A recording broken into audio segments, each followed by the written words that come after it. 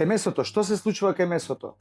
Ако го оставиме во тава, а претходно тавата не е убаво загреана, нема пржење, тука има варење.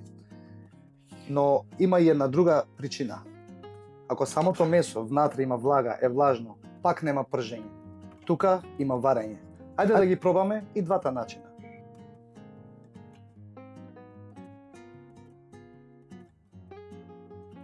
Второто парче месо ќе го ставиме во кунска хартија, убаво да одседи, нели нормално да нема влажност внатре, да може убаво да не се испрши. Вклучуваме на пониска температура, нели, да видиме како се понаша месото на ниска температура и кога има влажност внатре. Нормално масло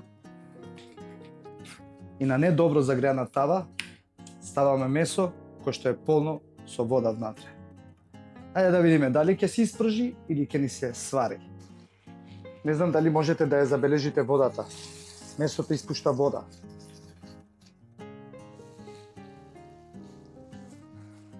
Готвењето го успорува и не му дава да добие убава боја. Видите? Месото е сварено. Нормално дека месото ќе добие боја, но му треба многу подолго време, вкусот не е ист и нормално, не е пржено, туку е варено.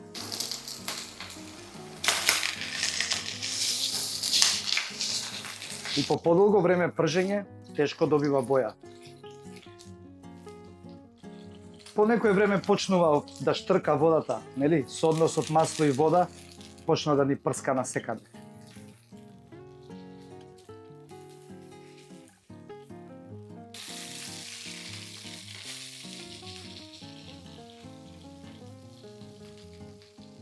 Ајде да провериме дали месото ни е готово. Кога е готово, треба внатрешната температура да изнесува околу 65 степени. 67. Месото е сосема 66. Одлично, месото ни е готово. Сега, одиме со следниот начин.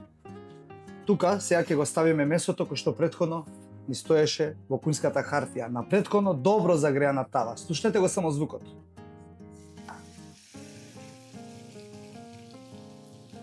Тоа е тоа. Ајде сега да видиме. Сосема е подруга приказната сега.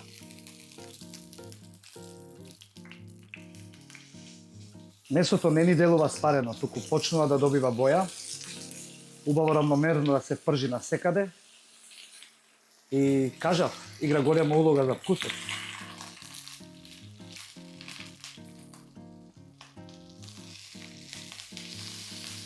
Да. Сосема подруга приказна е. Ајде да ја провериме внатрешната температура, мислам дека се уште му треба, но да провериме. 25, 6, 7. Има време. Погледнете како секаде равномерно, убаво добива боја месото. Како можете да знаете дека е готово месото? По самиот додир станува потврсто или пак најбезвредно е со термометар. 65 степени внатрешно треба да биде, се уште не е 32.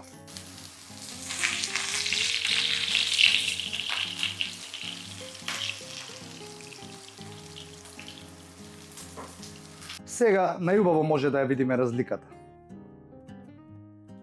Тука ни е првото парче месо, кој што претходно не ни беше во кунска хартија, а тука е парчето кој што претходно ни беше во кунска хартија. Сега вака, можеме да забележиме парчето каде што не ни беше во кунска хартија, се уште месото испушта вода. Иако термометарот ни покажа дека не е живо внатре, дека е испечено, дека термички обработено. Еве ќе го пресечеме. Месото е термички преработено и е безбедно за конзумирање, но сепак испушта се уште вода. Каде што другото парче месо се понаша сосема поинакво.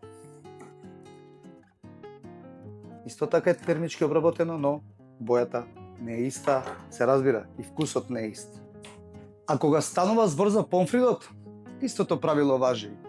Ако во компирот имаме вода, едно што нема да се испржи внатре и нема да биде крцкав, воедно може да не го расипи маслото.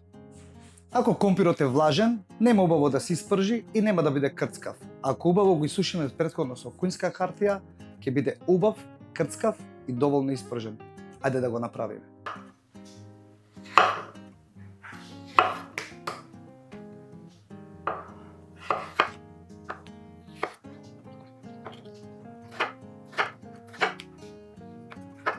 Зошто е многу важно убаво да се измие компирот? Затоа што во самиот компир, нели, содржи скроб, со самото сецкање на компирот, скробот се повеќе испушта, така да убаво треба да го измиеме компирот на тој начин да го извадиме скробот од компирот што е можно повеќе.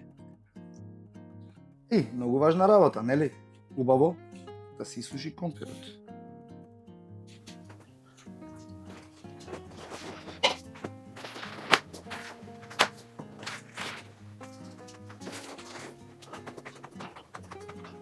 Сега, во претходно загреано масло, ќе го ставиме помфритот кој што претходно ни е исушен. Тоест, нема внатре вода. Гледате, дали можете да слушнете го, нема оној звук пшш, затоа што нема вода внатре.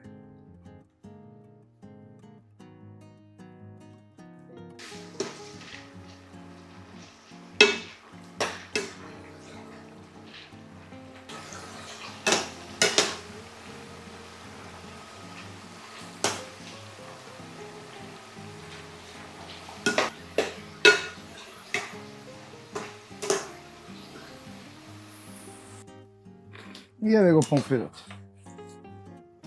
Вака изгледа нашиот помфрит, убав, крцкав и сочен.